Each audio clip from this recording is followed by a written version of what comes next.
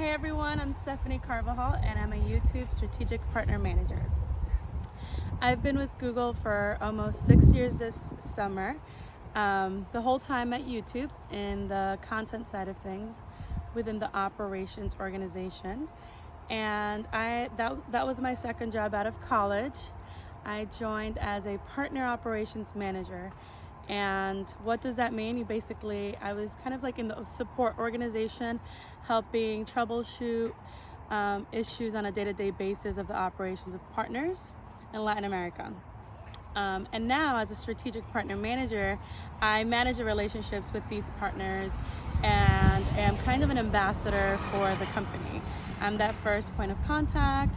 I help them with anything from strategic business questions to technical, operational, more legal questions and policy questions.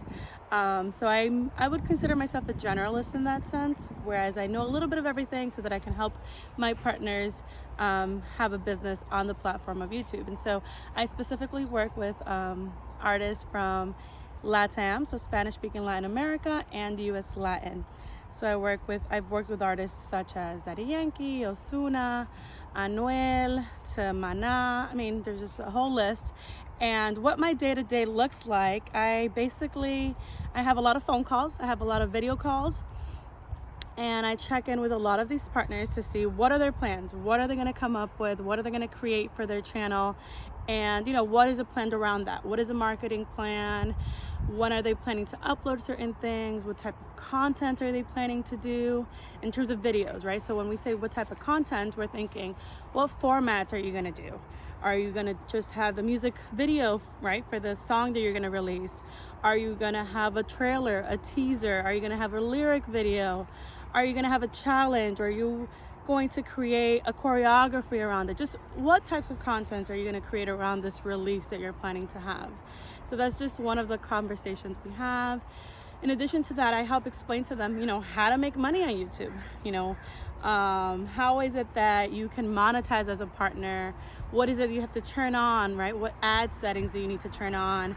And what does that mean exactly? Does that mean that when you upload something to YouTube, you're claiming that content is 100% yours and that you have the rights to it? So we have all these conversations.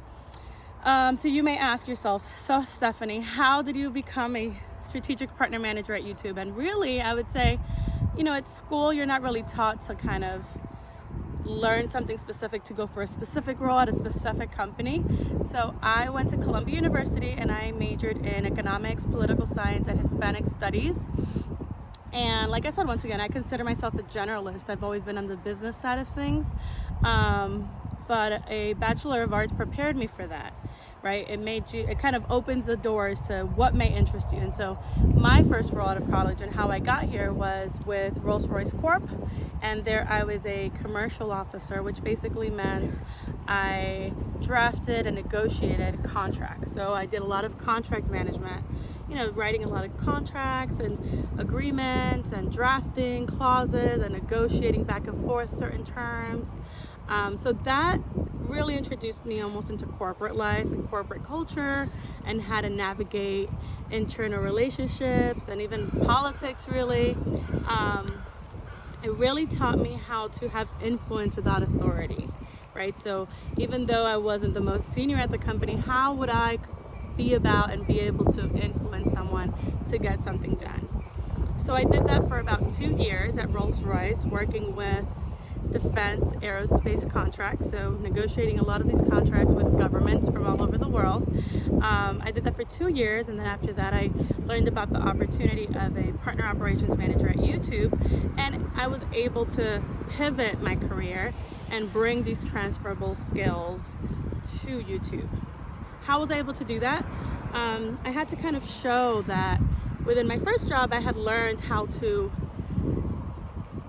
communicate clearly, how to troubleshoot, how to work cross-functionally with all these different teams. And I was able to demonstrate that I would be able to bring that to Google and be able to service my YouTube partners by doing the same thing.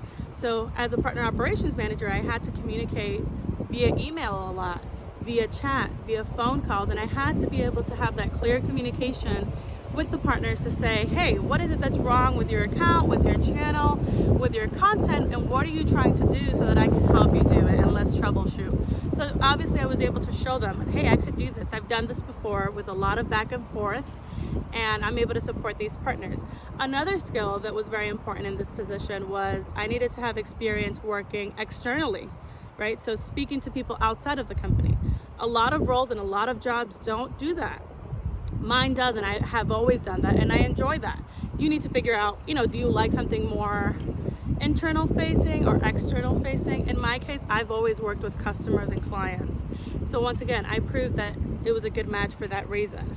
I had that experience, that professionalism, and kind of it's being cognizant of the delicacy, right, of being able to manage a partner and a customer. What else? For the position at YouTube, I'm Latina, so I speak Spanish, I'm bilingual, and the position was to support partners in Latin America, so that was huge. Being able to speak and write Spanish was a huge plus for me. Yeah, I would say those were the main skills that I was able to prove, and that's how I pivoted my career from being in defense aerospace to more tech and media. One advice that I would say to people interviewing or looking for jobs, especially now with this pandemic going on, is you need to not be afraid to talk to people, to ask questions, to want to learn. If you have the desire to learn from others, you're gonna start getting pieces of information, invaluable information that you otherwise wouldn't have, and that will help you make certain decisions, right? So if you speak to me at Google and at YouTube, now you have an idea about what I do, and you're like, I could potentially want to do that. Or you may say, you know what, that's not for me. I don't want to do that. I don't want to work with clients. But you can go speak to a software engineer somewhere else and learn about what that entails. You can learn and speak to someone in legal or marketing or an operations role or a policy role. There's so many things. And I think the more you learn about this, the more you have in your toolkit to be able to make a decision of what path you want to take. That's step one. I wish when I was younger I had spoken to a lot more people so that I could understand what is the spectrum of roles out there and professions, right? Because there's really so many options. I would say that's step one. Step two is really take the time to reflect. I think that's not emphasized enough of what are your strengths? What is it that you're good at? What is it that your friends tell you that you're good at? Are you witty? Are you fast? Are you thoughtful? Are you introspective? Think about these characteristics that are a part of you and really think about what is it that you enjoy, what is it that you want to do, and how do you tie that together with the job opportunities and career opportunities that are out there. You want to maximize for those strengths that you already have. And so to finalize, coming back to what I do on a day-to-day basis, in addition to my daily job of being on the phone, having daily calls to talk about these topics, normally when we weren't in the pandemic, we also did a lot of events, so a lot of industry events. So now that I'm working with artists, I would go to the Latin Grammys or the Latin Billboards and other music conferences. Before, when I worked more on the creator side of things with YouTubers, there were a lot of creator camps and YouTube pop-up spaces. And at a YouTube pop-up space, we delivered workshops. So it's kind of like a YouTube space where creators can go and take a class on something, how to optimize their brand, how to work with their channel, how to work with advertisers, all types of topics, some more technical, right? How to use cameras and lighting and production kits or editing. But yeah, so normally when we weren't in a pandemic and on lockdown, we go out and do these events. The most recent one I did was a pop-up space in Miami. I did a lot in Mexico City, and we have them all over the world. So there was a lot of that external event component to it. So it's a lot of experiential marketing as well. Well, I hope this was a helpful overview, and thank you so much for listening.